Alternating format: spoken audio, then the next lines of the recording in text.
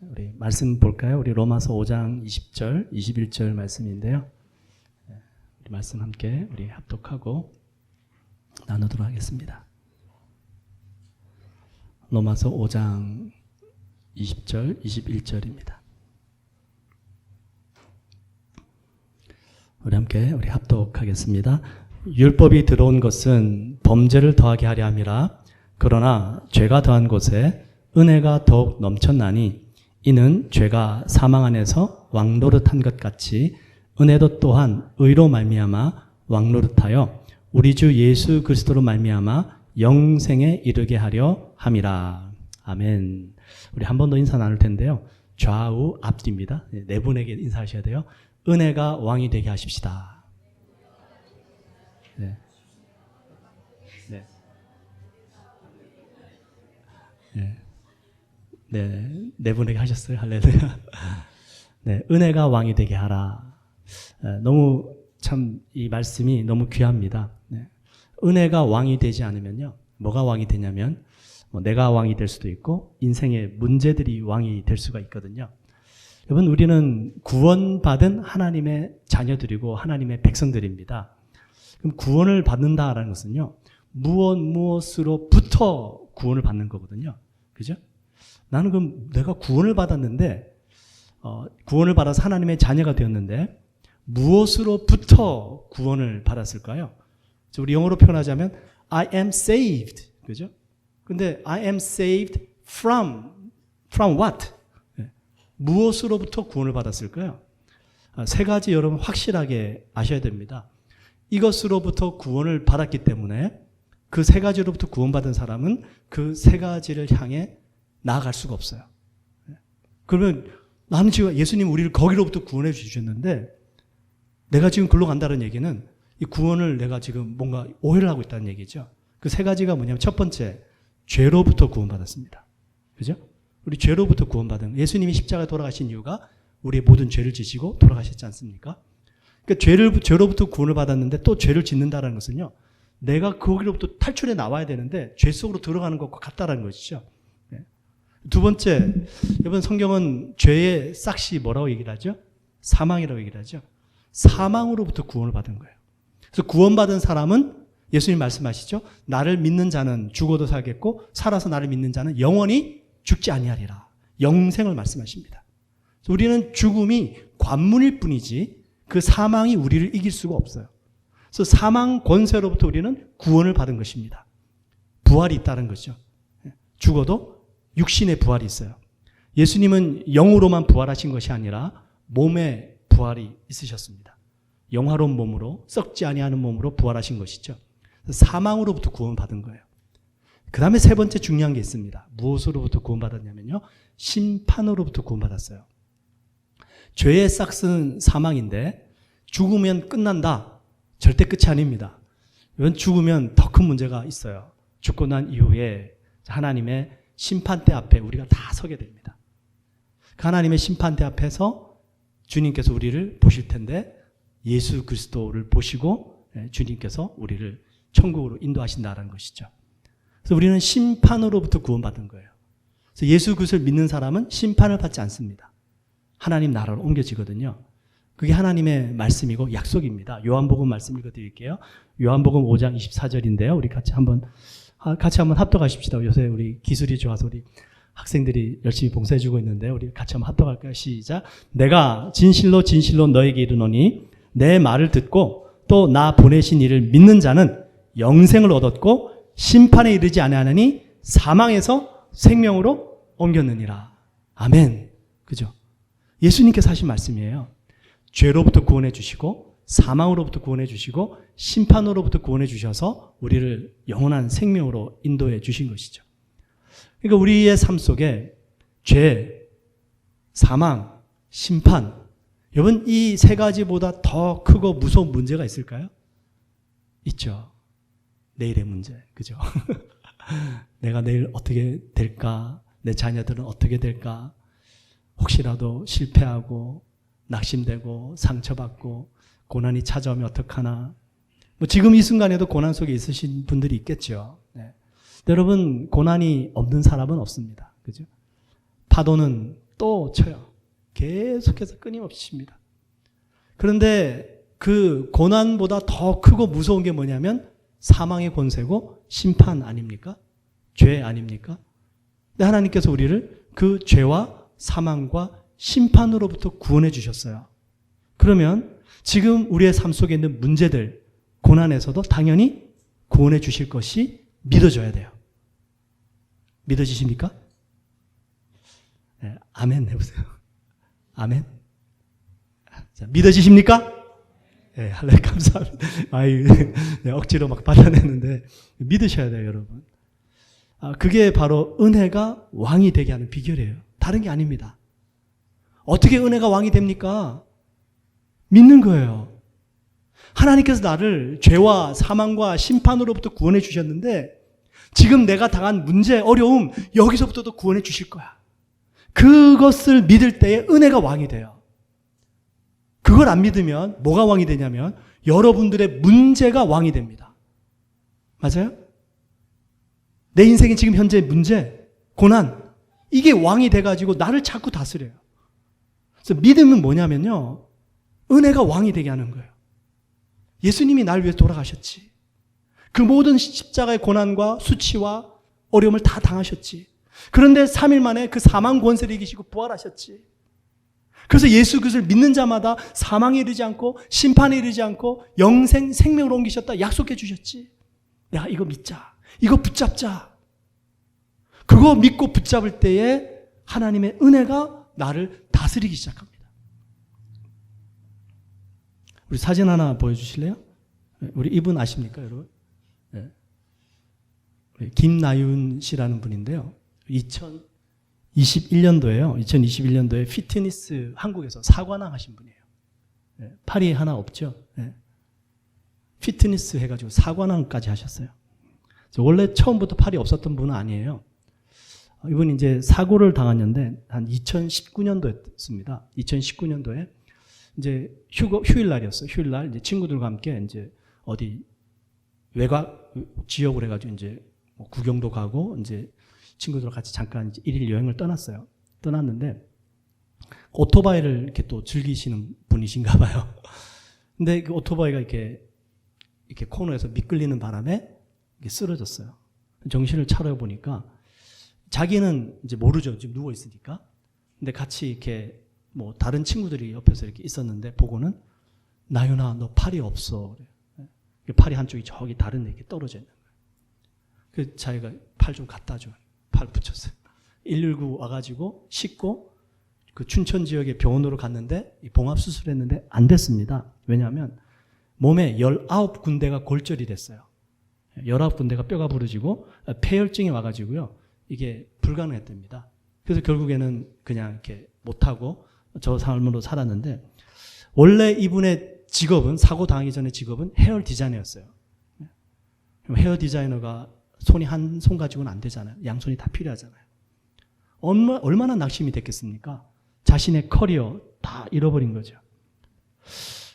병원에 갔는데 그 병원에 서울 송파구 속리단길이 있었나 봐요. 저는 서울을 잘 모르는데요. 그 속리단길에 갔는데 병원이 거기 있어가지고 그 20대 젊은 처자들이 막 길거리에 다닙니다. 자기는 지금 병원 가는 중이에요. 그 사람들 보니까 너무 마음이 힘든 거예요. 낙심이 되는 겁니다. 아, 저 사람들 저렇게 아름다운 모습으로 건강한 모습으로 이 좋은 날에 다니는데 자기는 지금 팔 한쪽을 잃고 병원에 가고 있는 거예요. 신세가 너무 한탄스럽고 마음에 낙심이 찾아와요. 그러다가 이제 이분이 재활치료 때문에 경기도 양평으로 병원을 갔는데 그 재활치료한 그 경기도 양평에 도착을 해보니까 그 재활치료센터에 엄청나게 많은 이 장애우들이 있더랍니다. 자기 팔 하나 없는 거는 이거는 어떻게 보면은 정말 아무것도 아닌 더 심한 장애우들이 너무 많이 있는 거예요. 사고를 당해서 하여튼 뭐 여러 가지 이유로 그 병원에 와서 재활치료를 받고 있는데 거기에서 이분이 도전을 받습니다. 삶이 변화가 돼요. 야, 이렇게 나보다 힘든 사람들이 이렇게 많이 있구나. 그러면서 그때부터 이분이 마음에 소원을 품는데요. 나도 한번 운동을 배워가지고 장애인이라고 아무것도 못한다라는 여기 인식에서 내가 벗어나고 또 다른 사람들에게도 좀 용기를 주고 싶다. 이 소원이 생긴 겁니다. 그때부터 운동한 거예요. 한 손 가지고. 그래서 지금 이 모습으로 처음에는 막 가리고 다녔대요. 부끄럽고 창피하고 힘들어서. 근데 이후부터는 잘 가리지도 않게 되었다고 그래요. 터닝 포인트가 있는 것이죠. 문제를 문제 삼고 문제가 나를 다스리니까 낙심밖에 안 찾아옵니다. 그런데 나만 힘든 게 아니구나. 뭔가 소원을 가지고 목적을 가지고 살아가려 하다 보니까 새로운 길이 열리더라는 것이죠. 여러분 김동호 목사님 아시죠? 우리 아시는 분들 아실 텐데 한국에서 참 이제 유명하신 목사님이시고 우리 여기 해외에 사는 우리 유학생들을 위해서 코스타를 이 김동호 목사님하고 이동호 목사님, 홍정희 목사님 같이 시작하신 분이세요. 김동호 목사님 이제 은퇴하셨습니다. 원래 이제 동안교회도 사역하시고 하시다가 은퇴를 하셨는데 이분이 3년 전에 폐암 선고를 받으세요. 이분이 병원에 가서 진단을 받는데 폐암이다라는 소식을 듣고 깜짝 놀랐답니다. 충격받았대요. 그렇게 이렇게 자기 관리를 철저하게 하시는 분이신데도 불구하고 암에 걸리셨으니까 첫 번째 드는 생각이 이 생각이었대요. 나에게 왜 이런 일이 일어나지? 이제 은퇴하시고 조금 쉴만한데 이제 폐암 선고를 받으시니까 너무 마음이 힘든 거예요. 그래서 기도를 하는데 하나님의 응답이 들린 게 아니라 목사님 스스로가 생각하셨대요. 왜 나에게 이런 일이 일어나지 생각하는데 기도하시다가 왜 나에게 이런 일이 일어나면 안 되지? 이런 생각이 드시더랍니다. 내가 뭐 그렇게 대단하다고, 내가 뭐 그렇게 특별하다고, 나에게도 이런 일이 있을 수 있구나 라는 것이 받아들여지더래요. 그러면서 문제는 왜가 아니라 그러면 내가 이제부터 어떻게 살아야 될 것인가, 이게 고민이 되더랍니다. 이미 폐암 선고는 받은 거예요. 그럼 내가 어떻게 잘 살 수 있을까, 그 고민을 하셨어요.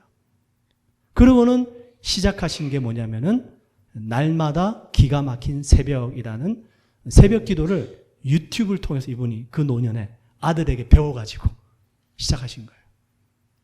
그 전에 그 유튜브 날마다 기막힌 새벽이라는 예배를 유튜브를 통해서 시작하시기 전에 폐암 선고를 받고 이분이 아침에 일어나면 눈 뜨자마자 유튜브에 들어가가지고 암에 좋은 거, 이 암을 어떻게 하면 이겨낼 수 있는가, 계속 그것만 보셨대요.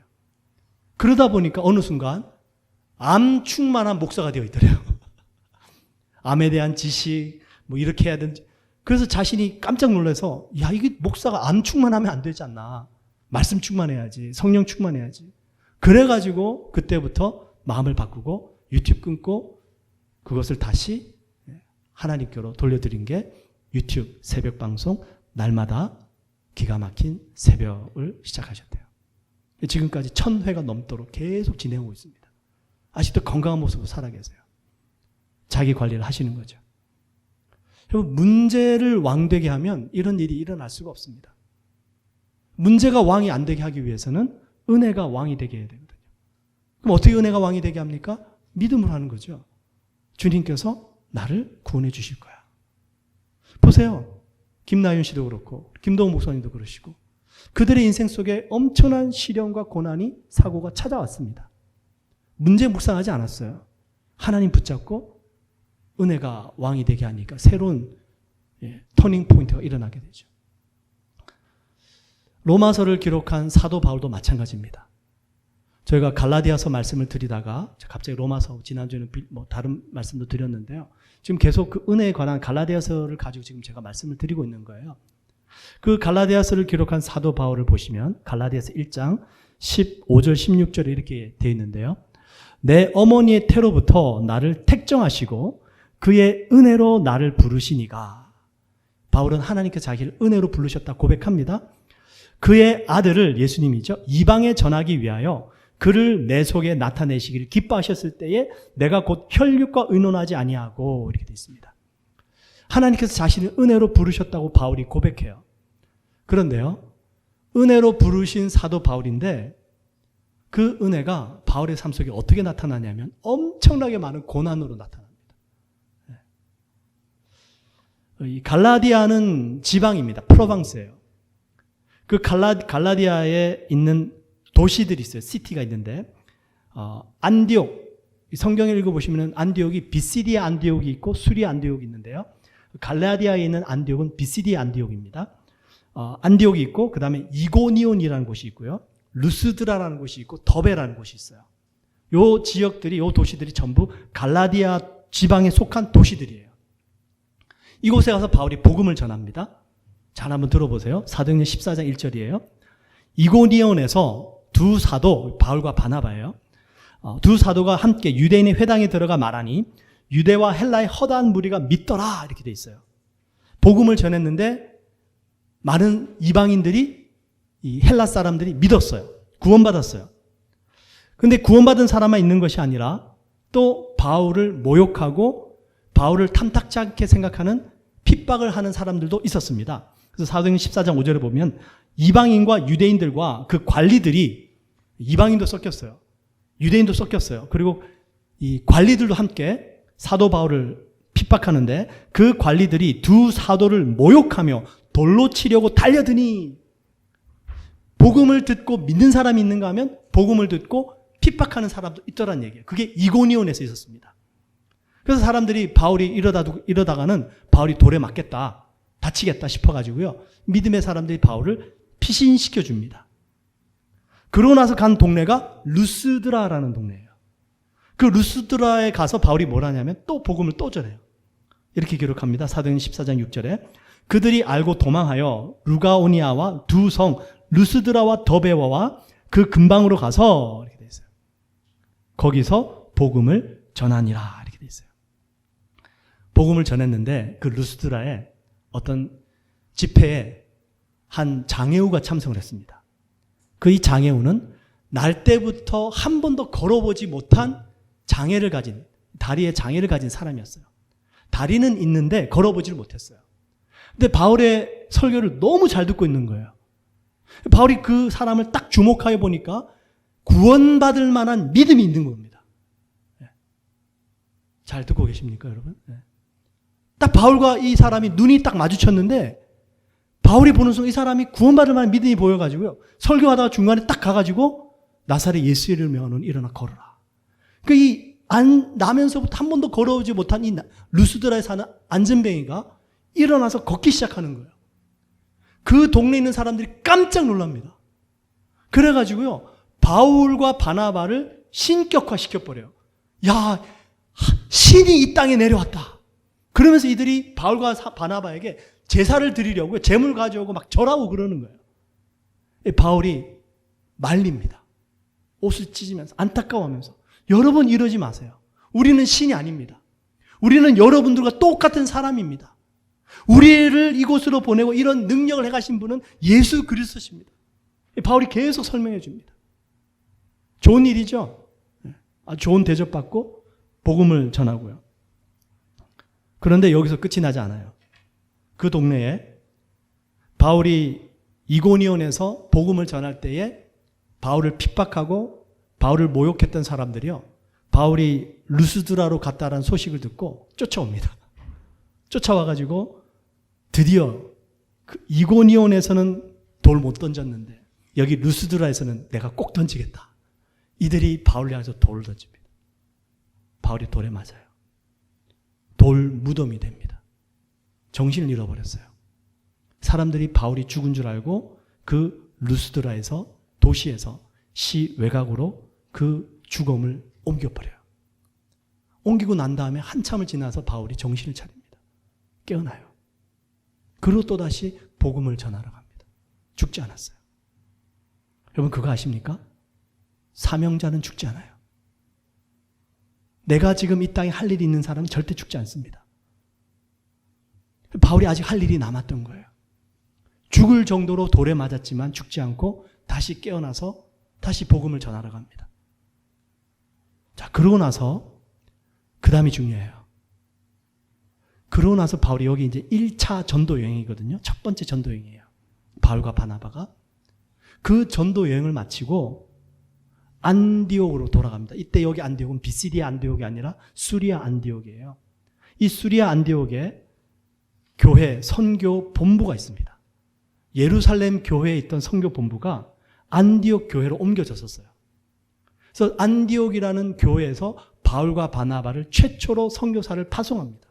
그래서 바울과 바나바가 다시 그 안디옥 교회로 돌아가요. 여러분, 우리가 교회에서도요, 단기 선교팀, 장기 선교팀 선교 다녀오면 선교 보고해요. 선교 보고합니다. 무슨 보고할까요? 내가 선교지에서 이런 역사를 했습니다. 하나님께서 이런 일을 이루었습니다. 이거 보고하잖아요. 그죠? 선교지에 가서 뭘 먹었습니다. 어디가 참 좋았습니다. 여러분 한번 거기 관광 가보 이렇게 얘기 안 하잖아요. 선교 보고는 내가 선교를 갔는데 나를 통해서 하나님이 무슨 역사를 이루셨는지 그거 보고하잖아요. 그 바울이요, 그 안디옥 교회로 돌아와서 선교 보고를 하는데 다른 얘기 안 합니다. 자기가 얼마나 고생했고 무슨 일을 겪었고 어디가 뭐가 좋고 이런 얘기 안 하고요. 이렇게 얘기를 합니다. 사도행전 14장 26절이에요. 거기서 배 타고 안디옥에 이르니 이곳은 두 사도가 이룬 그 일을 위하여 전에 하나님의 은혜에 부탁하던 곳이라. 그들이 이르러 교회를 모아 하나님이 함께 행하신 모든 일과 이방인들에게 믿음의 문을 여신 것을 보고하고 제자들과 함께 오래 있으니라. 네. 다른 거 얘기 안 해요. 하나님께서 이런 역사를 이루셨고 이방인들이 복음을 받아들였고 그들이 예수님을 믿기 시작했고 복음의 진보가 있었습니다. 바울의 초점은 내가 얼마나 고난을 당했는가, 내 삶 속에 얼마나 큰 어려움이 있는가, 이게 아니라 예수 그리스도의 복음과 하나님이었어요. 하나님이 왕이 되시고 주님이 왕이 되시고 복음이 왕이 되니까 바울이 그 얘기를 할 수밖에 없습니다. 그래서 갈라디아서 아까 읽어드렸죠. 하나님께서 나를 은혜로 부르셨는데 이렇게 수없이 많은 고난이 있는데 바울이 그것을 어떻게 은혜로 나를 부르셨다고 얘기할 수 있을까요? 돌에 맞아 죽을 뻔했는데요. 억울하게 곤장 맞았는데요. 살이 뜯겨 나갔는데요. 억울하게 감옥에 들어갔는데요. 그런데 어떻게 이것을 은혜라고 얘기할 수 있냐고요. 바로 바울이 그 고난 속에서 문제에 집중하지 않고요. 은혜, 하나님이 하시는 일, 거기에 집중했거든요. 그래서 하나님께 집중하고 하나님이 나를 통해서 역사하신다. 요거 딱 믿음으로 붙잡으니까 이 고백을 할 수 있는 거예요. 그래서 갈라디아서 아까 1장 읽어드렸는데 다시 한번 읽어드려 볼게요. 잠 들어보십시오. 1장 15절에 나를 택정하시고 그의 은혜로 나를 부르시니가, 은혜로 부르셨대요. 그러다 보니까 그 다음에 16절에 이렇게 말씀해요. 그의 아들을 이방에 전하기 위하여 그를 내 속에 나타내시기를 기뻐하셨을 때에. 은혜에 초점을 맞추면 하나님께서 지금 이 고난을 나에게 허락하셨는데 과연 이 고난을 통해서 하나님께서 어떻게 역사하실까? 이 고난 중에 내가 어떻게 하면 하나님을 나타낼 수 있을까? 생각이 바뀌는 거예요. 그래서 고난을 도구 삼는 거예요. 그게 은혜가 왕이 되게 하는 아주 귀한 비결입니다. 근데 우리는 가끔, 저도 그렇지만 고난이 생깁니다. 마음의 상처가 찾아와요. 문제가 생깁니다. 이러면 이게 도구가 되는 게 아니라 무기가 되어버려요. 그렇죠? 누가 나에게 상처 줬어요. 무기 삼죠? 그 무기는 나를 상처 주든지 남을 상처 줍니다. 둘 중에 하나예요. 무기는 공격하는 거예요. 웨펀입니다. 내 안에 상처가 있으니까 내 자존감을 무너뜨리고 내 자신을 못난 사람으로 생각하고 나를 정죄해요. 나에게 무기가 되는 거예요. 아니면 다른 사람을 공격해요. 나에게 상처 준 사람을. 문제가 왕이 되면 도구가 아니라 무기가 되어버려요. 하나님이 왕이 되고 은혜가 왕이 되면 문제와 고난과 상처가 도구가 됩니다. 어떻게 하면 이 도구를 사용해서 하나님께 영광 돌릴 수 있을까? 여러분, 도구를 영어로 뭐라고 그러죠? 툴이라고 그러죠. 또 다른 단어가 있어요. 뭔지 아십니까? 인스트루먼트라고 그래요. 도구. 인스트루먼트의 또 다른 의미가 뭐죠? 악기예요, 악기. 그죠? 고난과 상처가 악기가 되는 거예요. 하나님 앞에 아름다운 노래를 들려드리는 거예요. 그게 은혜가 왕이 되게 하는 겁니다. 상처 없는 사람이 어디 있어요? 문제 없는 사람이 어디 있어요? 우리 다 상처 있고요. 다 문제 있는 사람들입니다. 완벽한 사람 없어요. 근데 우리는 그것을 도구 삼느냐, 무기 삼느냐, 그게 믿음이에요.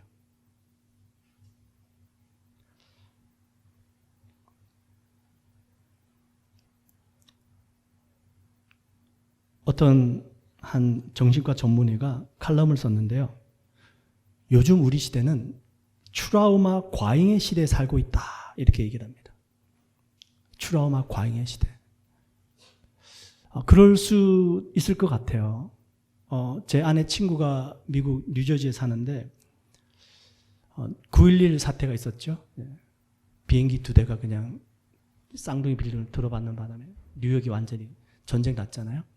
그 사건 이후로 이 뉴요커들, 미국에 사는 사람들이 트라우마가 생겼습니다. 엄청난 트라우마죠. 전쟁의 트라우마, 상처들.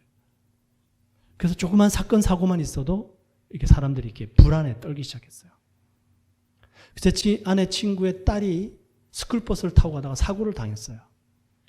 그래서 다리가 좀 부러졌는데 다리를 치료도 해주지만 학교 차원에서 뭘 해주냐면요. 이 트라우마 치료한다고 상담사를 연결해 주더라고요. 우리 여기 캐나다도 마찬가지입니다. 여러분 기억나시는지 모르겠는데 우리가 코로나 지나가는 동안에 우리 학생들이, 자녀들이, 우리 초등학교, 중고등부 학생들이 집안에만 계속 갇혀 있다 보니까 이게 우울이 시작되는, 우울증이 찾아오는 거예요. 이게 지금 여기 사회적 차원으로 상담소를 열어가지고 24시간 오픈했었습니다. 부모님들에게 전부 이메일이 갔어요. 스쿨볼드에서. 혹시라도 자녀가 그런 우울증이 있으면 연락하라고. 지금 저희들이 이런 엄청난 시대를 살아가고 있는데 그럴 수 있어요. 근데 이런 책이 있어요. 트라우마의 종말, The End of Trauma라는 책이 있는데 그 책을 쓰신 분이 조사를 했습니다. 해외 파병 미군 10만 명 이상을 조사한 결과 전투 트라우마를 겪은 비율은 17%에 불과했다. 그럼 나머지 83%는 그 트라우마를 증상을 겪지 않았다는 얘기죠. 군사훈련 덕일지 모른다고 생각한 연구팀은 사고나 범죄를 당해 외상센터로 이송된 사람들 다 들여다봤대요. 역시나 62%에서 73%는 거의 증상을 겪지 않았대요. 과반수가 넘는 거죠. 트라우마를 겪은 사람 중에도 절반 이상이 수개월 이내에 완전히 회복됐다. 자연재해, 성폭행, 총기 난사 피해자 모두 마찬가지였다.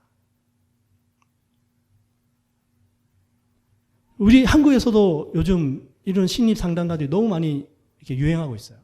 유튜브 보시면 많은 얘기들 하고 있습니다. 뭐 저는 그분들만큼 이렇게 공부는 못했지만 저는 성경을 근거로 말씀을 드리는 거예요. 이 정신과 전문의도 이 칼럼을 쓰면서 한마디 하더라고요. 이런 너무 이 트라우마의 이 과잉 시대에 살면서 이렇게 얘기를 합니다. 조현병이 부모가 입힌 트라우마 때문이라는 믿음도 넓고 깊게 퍼져 있어 환자가 병을 이겨내는데 큰 걸림돌이 된다. 우리는 원인을 알면 문제를 해결할 수 있다고 생각하는데요. 모든 원인 때문에 오히려 병을 치료하는데 걸림돌이 되고 있다고 얘기를 합니다. 또 다른 전문의의 관점이에요. 여러분 심리학계에서도요, 두 가지 심리학자들 있는 거 아시죠? 프로이드하고 프로이드하고 그 다음에 아들러라는 심리학자입니다. 이 프로이드라는 사람이 원인론을 제기한 사람이에요. 지금 당신의 그 고통은 과거에 있었던 상처 때문입니다. 원인을 얘기한 사람이 프로이드고요. 아들러는 목적론을 얘기를 해요. 당신에게 그런 상처가 있지만 그 상처를 통해서 당신이 앞으로 이루고자 하는 목적을 이루어갈 수 있는 발판이 될 수 있습니다. 그게 아들러의 심리학이에요. 이 두 사람은 크리스찬들이 아닙니다. 성경은 뭐라고 얘기하고 있을까요? 성경적으로 보시면 예수님께서 하신 말씀, 물론 우리의 고난들, 고통들, 죄가 원인이 될 수 있어요. 근데 그것뿐만이 아니라 예수님 말씀하시죠. 요한복음 9장 3절에 예수께서 대답하시되 이 사람이나 그 부모의 죄로 인하여 이 사람이 날 때부터 장님이 된 것이 아니라 그에게서 하나님이 하시는 일을 나타내고자 함이라. 하나님이 나타나는 거예요. 내 삶의 목적이 하나님을 나타내고자 하니까 그 트라우마, 그 고난이 도구가 되는 거예요. 로마서 8장 18절 생각하건대 현재 고난은 장차 우리에게 나타날 영광과 비교할 수 없도다. 영광이 있다고요. 하나님의 영광이 있고 하나님께서 나를 통하여 하실 일들이 있는데 이 고난과 상처를 통해서 내가 어떻게 나아갈 것인가? 도구 삼는 거죠. 무기 삼는 것이 아니라.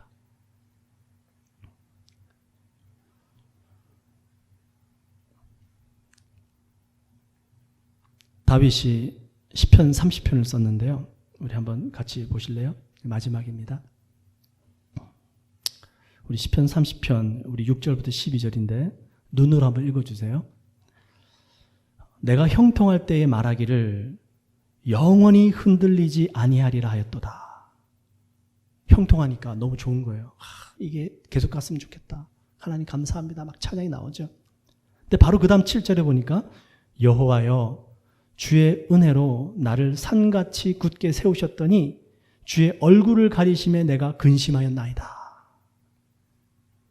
하나님의 은혜로 왕이 되고 모든 고난으로 벗어난 줄 알았는데 또 금방 큰 문제가 지금 닥쳐와가지고 다윗이 근심에 휩싸여 버렸습니다.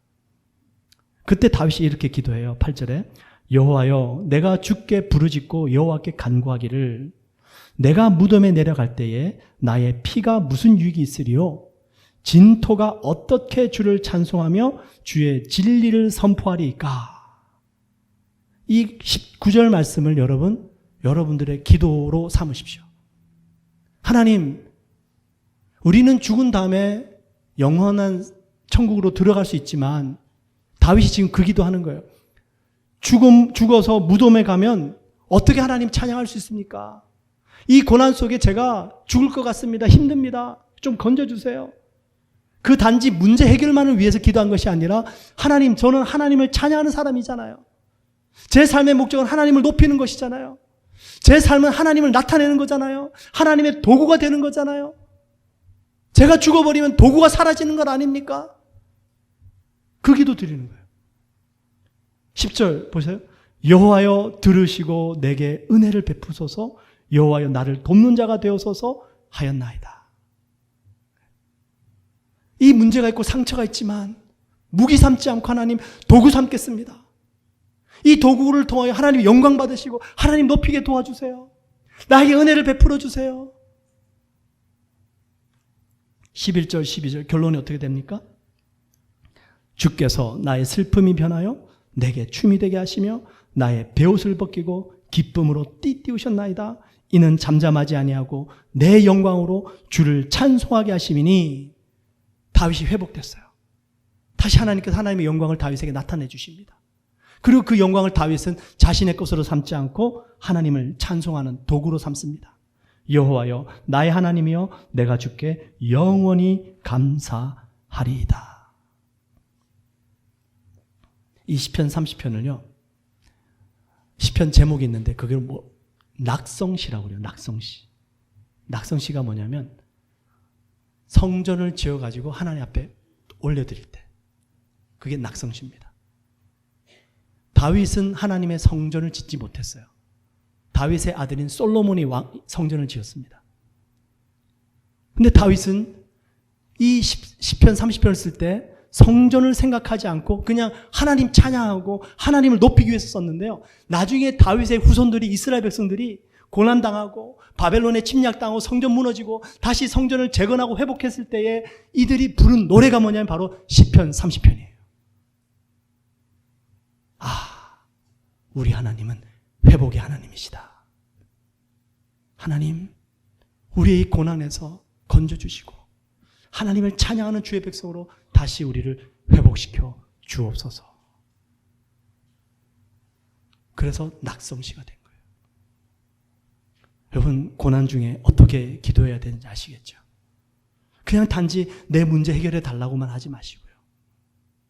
주님, 혹시라도 제 안에 있는 아픔들, 고난들을 제가 무기 삼았다면, 그 무기를 삼고 남을 공격하는 데 쓰고 내 자신을 공격하는 데 썼다면 무기 내려놓겠습니다. 도구가 되게 하여 주옵소서. 기도하겠습니다.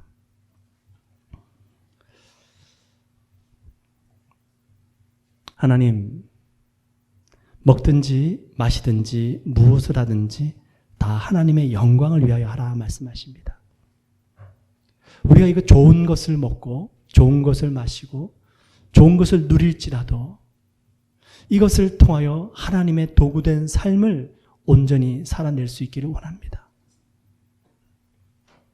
우리 인생 속에 있는 문제들, 아픔들, 고난들, 하나님의 영광의 도구가 되게 하실 줄 믿습니다. 은혜가 왕이 되게 하시고 그 주님이 나를 다스릴 수 있도록 문제 붙잡기보다 우리 주 예수 그리스도 붙잡고 믿음으로 우리를 죄와 사망과 심판으로부터 구원하신 그 예수 그리스도를 붙잡고 믿음으로 나가는 삶이 되게 하여 주옵소서. 우리가 좀 기도하겠습니다. 할렐루야. 주여 감사합니다.